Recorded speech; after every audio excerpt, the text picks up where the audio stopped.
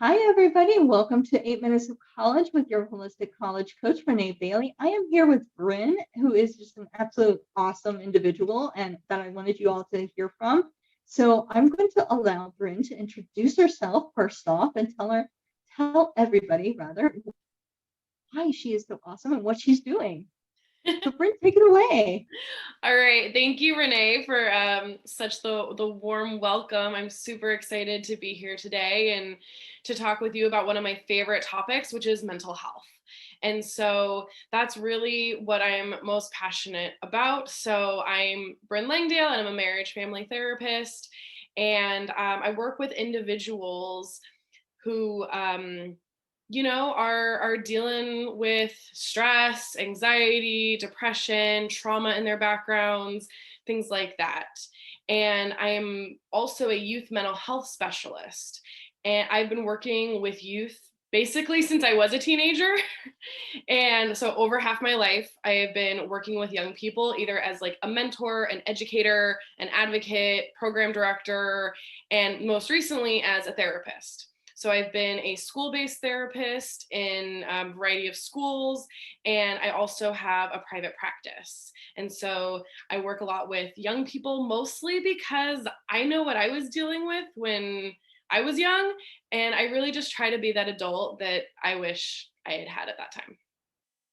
Oh, I love it. Every child is, as Josh Ship says, is one caring adult away from success. And I just Yeah. adore that you want to be part of that success. I really do. And Thank that's you. Yeah, exactly why I'm here too. exactly. That's why we do the work that we do. Exactly. All right. So let's get into it. Let's talk about college and how it's so easy to become stressed when you're on campus. And I mean, the deep down soul wearying type of stress, it's overwhelming.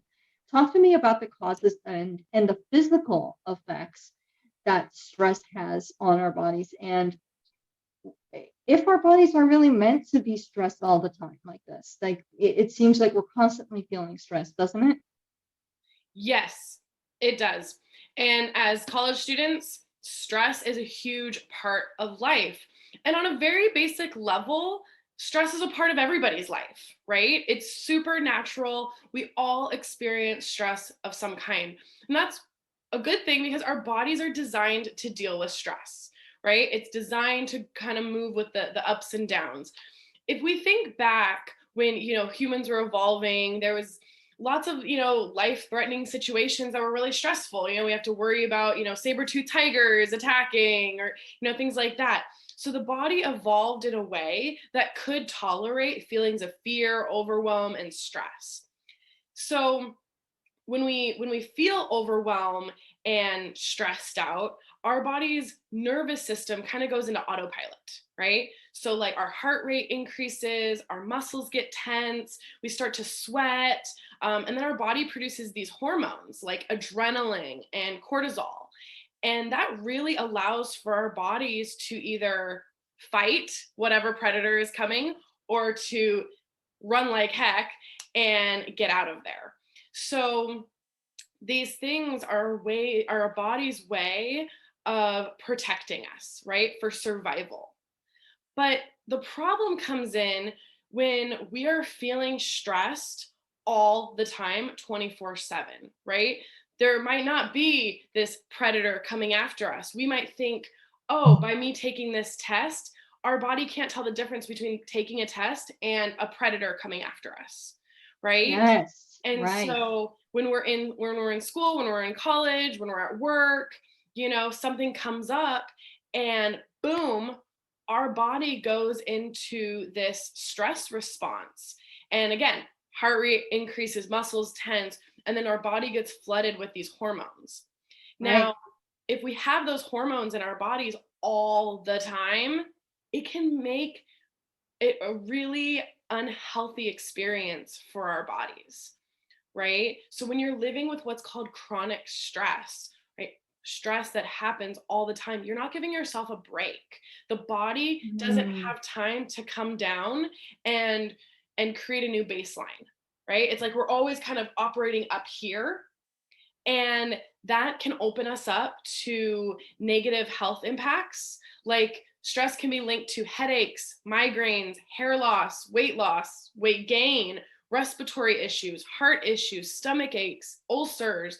And with any disease out there can be linked to increased levels of cortisol, because cortisol increases inflammation, inflammation linked to disease. So Yeah. there's lots of negative impacts that come along with chronic stress. Like I said, stress is normal, it can happen, but when it's happening on like a 24/7 basis, that's when we have some issues. Right. And you know what I've even been reading about recently too from another psychologist, is that if we start feeling like the high cortisol levels, the high hormone levels, everything else, that's our normal, then what if we have the opportunity to feel the sensation of having those lower levels, that it actually makes us seek out things that will increase those levels again, because that's what our body is used to. It's almost like an addictive cycle in that sense. Absolutely. The body wants homeostasis. The body wants things to feel normal. So, for example, if you grew up in a household that was super chaotic, there's lots of yelling, screaming, things like that, then you are going to go seek out environments or jobs or relationships or living situations or whatever it might be that kind of mimic that, because that's what your body and that's what your brain are telling you is normal and comfortable. So Yeah. you're absolutely right. Once that becomes the norm, then it's kind of like, okay, well, what's next? We're kind of waiting for that next shoe to drop, so to speak. Yeah, and people can become addicted to that drama. When people talk about addiction to the drama kind of stuff, that's what they're really talking about, I feel like sometimes. Yeah, sometimes it can be an actual physical feeling that our body is looking for to remain in what it thinks to be normal. Yeah, yeah. So speaking of addictions, can these kind of stresses and everything lead to addictions? Talk about that for me. Yeah, absolutely. So, in general, if human beings don't really want to feel stressed, right? We're trying to be avoiding the stress. So, we do all sorts of things that avoid stress, right? So, that can be a physical thing, that could be an actual, like, chemical addiction, like substances, smoking, vaping, alcohol, drugs of any kind. That obviously is one form of addiction, but also like being on social media, screen time, video games. How often or do feel a little uncomfortable and like boom, grab your phone to try to avoid the stressful situation that you're in right now. It's like, oh, I have like Mhm. a whole to-do list. Oh, let me go check Instagram a little bit. I'm Right, not right. thinking about my to-do list right now. Or that could be shopping. That could be online shopping is a big one for a lot of people too, like getting that like Amazon Prime. Everyone has Oh, their yes. a lot of people get their deliveries every day. And Mhm. also gambling, even sex, pornography, things like that. All these things are ways of escaping the stress, and it's honestly our way of trying to deal with the stress. We are not often taught how to deal with stress in like a healthy way that helps us move through it. Instead, we live in a society where we try to mask it and escape it. So Yeah. we're kind of conditioned to do this. And there aren't a lot of resources out there showing you alternatives to the escape. I think that's a particular issue amongst the men of our society as well, because there's this whole masculine man up type atmosphere among them. It's not okay to say I'm feeling stressed. It's not okay to break down and cry, or like feel the feels, as they say. So it can be horrible for them, I think. Men, young men in particular, I think, suffer. Absolutely, and we can see that in the rates of people who die by suicide. We Mm, totally see that.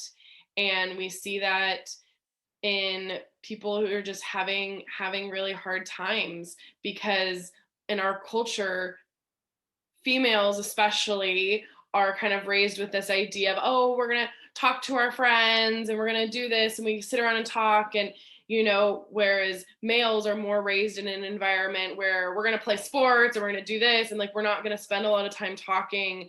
And then again, with the reinforcement of boys don't cry, and kind of man up, and don't be a sissy, and things like that. It's Hmm. just kind of, you get into that kind of more toxic masculinity, and luckily there is a lot of narrative around that that's changing, and there's a lot of Yes. awareness around that happening. But granted, these things do take a long time They to take shift. generations. Yeah. It takes generations. And I think we should add too that if you are feeling like you are in a place where suicide is an option for you, seek out help. Please seek out help. Don't sit there. We need you in life. So please do seek out help for that. Yeah, Um, absolutely. And that could be as simple as calling 911, or going to your closest emergency room. yeah, absolutely. So tell me, in your opinion, what are the best ways for students to de-stress? How do they lower those stress levels and kind of help themselves to maintain? Yeah, absolutely. That's a great question. And first thing that I would say is little things that make a big difference. So finding little things that make a big difference. I use an acronym called MEDS, MEDS. And that stands for mindfulness, meditation, exercise, diet, and sleep. And these are all four really big areas that if you make small changes in, they can make a huge difference when it comes to both your mental and physical health. So mindfulness meditation, there's lots of apps out there right now. There's tons of YouTube videos. You can do guided, you can do it by yourself. It can just be breathing. It doesn't have to be anything religious or spiritual whatsoever. It is simply taking the time to focus, to breathe, and to have a moment where you are just focusing inward and we are not outward focused, right? Yes, So that's yes. mindfulness meditation. Exercise, if that can be anything from taking a walk around the block to yoga to going for a run to playing a sport, anything, taking your dog for a walk. Little things can make a big difference. Diet, especially lots of fruits and vegetables, getting that, not so much processed food, but getting some good healthy food in there. And then sleep. Sleep is so vital to mental health. And that can be really challenging when you're in college. You got the social, you got the pressures of school, all that stuff. But really keeping a solid sleep schedule can make a huge difference. And there's a lot of research on like sleep hygiene, things like that. So if you're having issues with sleep, there's lots you can do in order to make it a more comfortable sleep environment for yourself.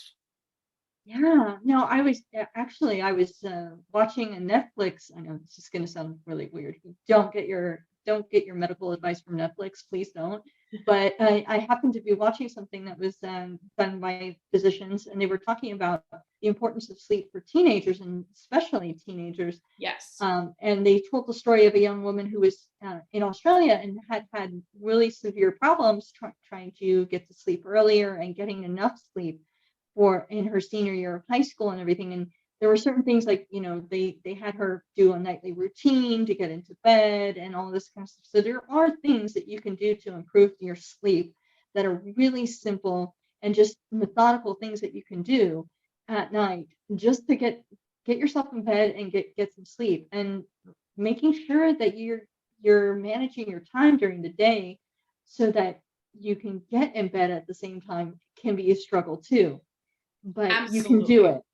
Right. But you can't. And just like little things, like you said, little things to your sleep pattern can make a big difference. Like, for example, only laying on your bed when you're about to go to sleep. So, not doing homework on your bed, not reading on your bed, not socializing on your bed, but really using your bed only for sleep. That's something I remember like reading in like a teen Vogue magazine when I was a teenager, but it's something I've really taken to heart. And who knows the amount of difference it makes. I think I sleep pretty well. There you go. There you go. No, I think it's incredibly important. And I think even keeping a TV in your bedroom is not advisable for that Yeah. reason too. Yep, Things like screens during that's like the number one thing with young people these days, and for adults in general, I think, is the interruption of sleep. Whether it's when you wake up, you look at your screen, or it's going to bed and just feeling it. I mean, there's all the blue light that comes off of the screen, and how it tricks your brain into thinking it's daytime and all sorts of stuff. So yeah, we could do a whole other episode just on but sleep on alone, sleep I think. alone. Yeah, you're absolutely right. So tell me, what is your best tip about stress and anxiety? What do you want students to know about what if I were going to ask you to recommend one thing for students, tell me what you think that should be. So there's so many things I could say to that answer. And my first thought is, don't be afraid to reach out for help. Don't wait until it's too late and you're already burned out. Yeah. Okay. So we live in a society where we glorify busyness. We glorify, all-nighters and pushing it and burning the candle at both ends. And I'm guilty of it, believe me, especially in college. I burned myself out so hard, playing sports and having jobs and internships and school and relationships and just everything. And I was absolutely running myself into the ground and exhausted. So my whole thing is, take more breaks, do things to help yourself relax, go to sleep, wake up early so you can do it the next day. Don't pull that all-nighter necessarily. Like, do the little things and try not to feel guilty about it. I know I was raised with a be productive mentality, and I would feel guilty if I sat on the couch, or I would feel guilty if I wasn't being productive all the time. And so if you can really slow down a little bit, take some deep breaths, and know that your physical and mental health is important, and your mental and Mhm. physical health is going to be around a lot longer than this one essay that you're going to write. And Mhm. so keeping yourself healthy mentally and physically does require taking breaks, slowing down, and treating yourself with the respect that you really deserve, right? We wouldn't want our friend to be, on the verge of a nervous breakdown because they're pushing themselves so hard. We would tell them to take a break. We would tell them to go relax, go outside, take a walk. It's okay. So that Yeah. would be my big takeaway is, it is absolutely okay to put yourself first and to put up some boundaries, say no when it's appropriate, and really do what's right for you, and get support and help early if it's needed.